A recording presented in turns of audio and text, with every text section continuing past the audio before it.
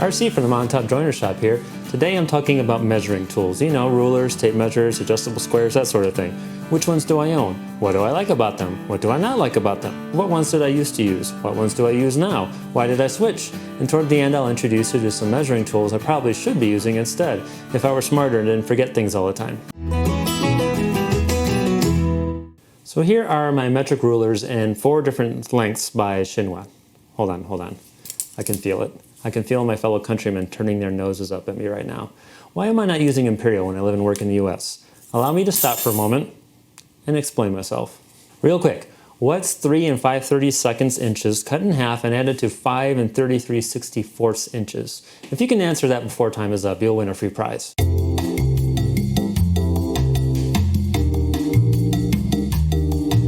Okay, time's up. What do you got?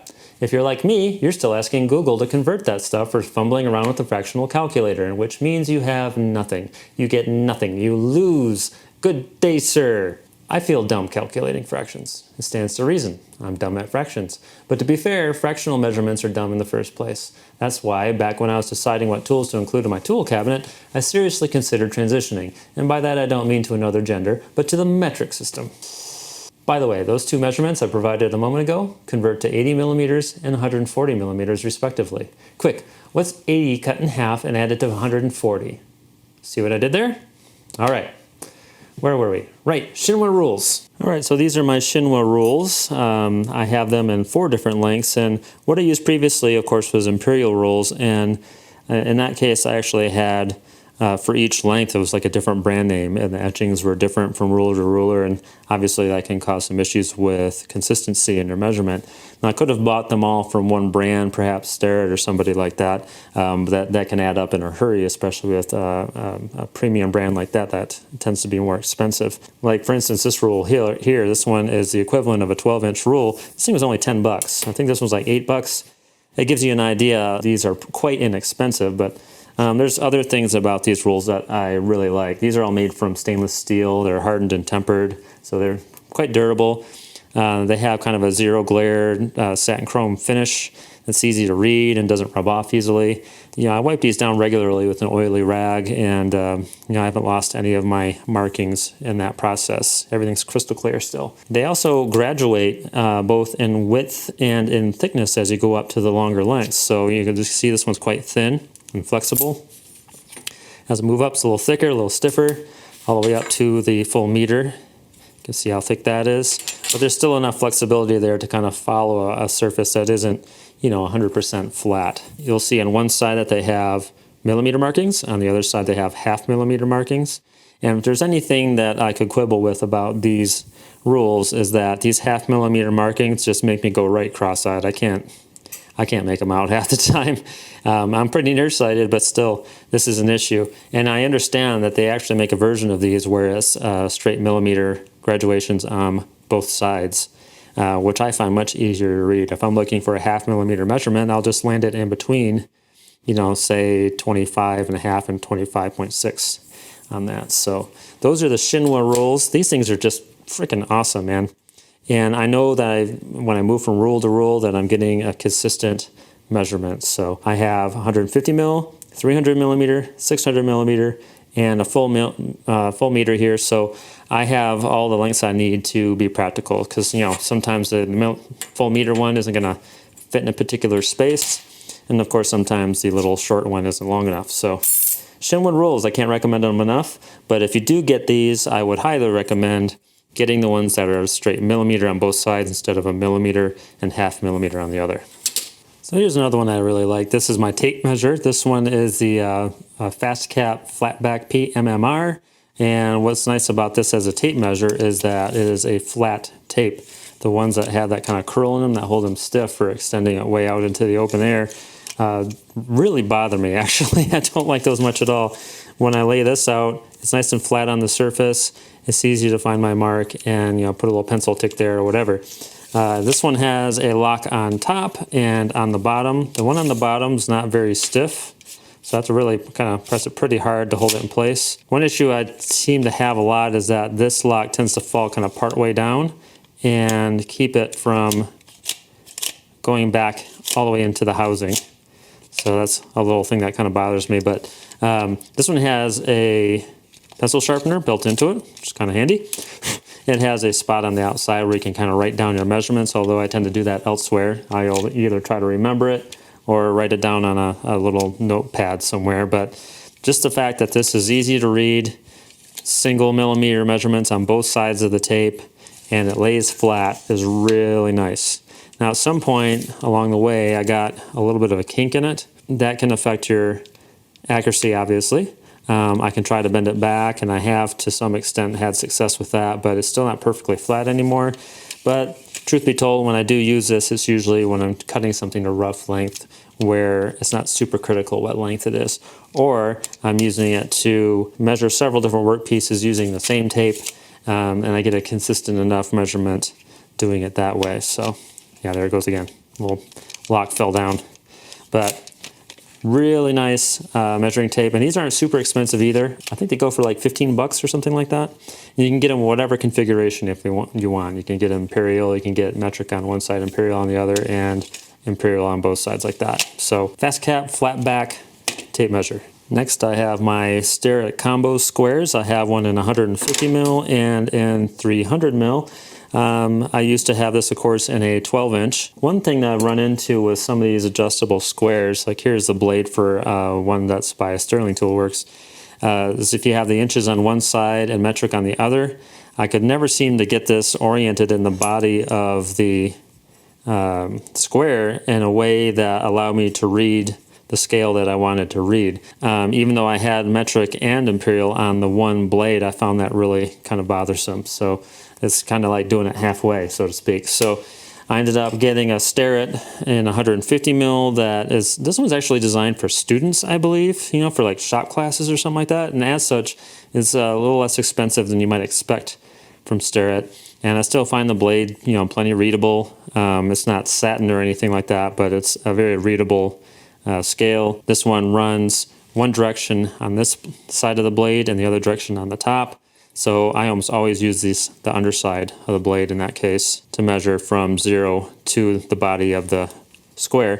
And I have the same thing going on here with the 300 mil. Again, the scales run opposite of each other, but I just use it the same way I use that one. Of course, being a combo square, I'm just as often using it just to make a perpendicular mark or a 45-degree miter as I am to use it to measure, but those are still an important part of what I do. Next one is my Incra T-Rule. Now this is the unsung hero of my shop. I love this thing. Basically what it is a small scale panel gauge. So you have, I think they're laser cut holes that run the length of the blade. Again, this is in metric, it's 150 mil, but it's accurate down to the quarter of a millimeter, give or take, given that you're using a 0.5 millimeter mechanical pencil to use it. But basically, you could just put the edge of the stock up against the board. I have a piece of scrap here, and say I want to do 36 1/4. I'll just put it into that hole, run it around the length, and there I am.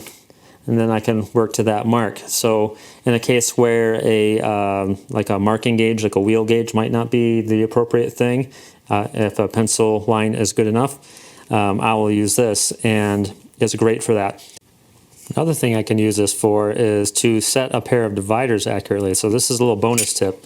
So I'll put it on the edge of a workpiece of any kind, really, and I'll get down low, and I'll put the tip of my divider in at 0, and then drop the tip of the divider right into whatever measurement I want. Let's say I'm doing, 65 millimeters. So the tips of the divider go right into the holes on the T-rule, and now I have that set to 65 millimeters. So that's kind of neat. And of course, this is set perpendicular, so you can use it as a standard square as well. So I might want to be marking the location of a hole to drill at 40. So I'll put it in at 40 and then draw my perpendicular line, and then X marks the spot. So that's the Incra T-Rule at 150 mil. I think they do this in a shorter length as well, maybe 80 mil. I used to have an Imperial one that was 3 inches. It's awesome too. I can't recommend them enough. Now, if you're still inclined to impugn my choice of measuring standards, I'd like to take this opportunity to fire the first shots. Don't at me, imperialist pigs. Fractions are exactly 5/5 less practical than decimals. And I will remind you once again that you're not the boss of me, and I do what I want. So those are the tools I like to use for measuring things, but truth be told, there's often a better way. What I'm often doing with all this metric stuff is measuring a workpiece, either writing down or trying to remember that number, going over to another workpiece and transferring that measurement and making my cuts. In that common scenario, there are at least 3 occasions to screw that up bad. When I read the measurement, when I try to remember it or write it down, and when I transfer it. That's why I'm trying to train myself not to measure at all. Let me show you some ways you can do that. So measuring is nice and all, but if we really want to avoid screw-ups and measurement errors, one of the best ways to do that is to not measure. So let me show you some examples of what I mean by that. So here is just some pieces of scrap, but I'm using it as an example. But if I want this board to be the same length as this one, rather than measuring, wrong length, rather than measuring that to 40.2 centimeters and moving it over, I should just take the entire workpiece, line it up, feel the back of it to make sure it's nice and flush, and then mark the other end. And if it needs to be square, then I can take a square to it and cut that to length, and that'll be the same length as that one. That's one way to do it. Now there will be cases where transferring the measurement direct like that isn't practicable. So in a case like that, we would do what we call a bar gauge. Now this one's made by Veritas tools.